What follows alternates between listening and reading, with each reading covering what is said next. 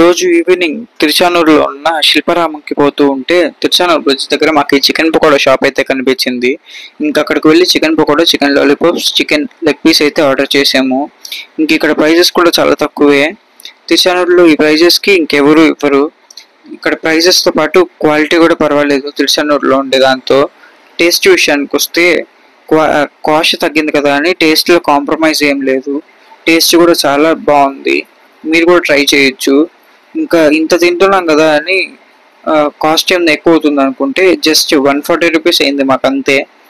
ఇంకా మీరు కూడా ఎప్పుడైనా మంచి ఈవినింగ్ చూసుకొని ఇటు సైడ్ మీకు ఏమైనా వర్క్ ఉంటే వచ్చేటప్పుడు ఇక్కడ ట్రై చేయొచ్చు మీరు కూడా.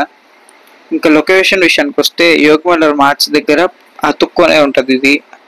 ఇంకా తినిన తర్వాత ఇంటికి పోతూ పోతూ గోలీ సోడా తాగేసి ఇంటికి వెళ్ళాం.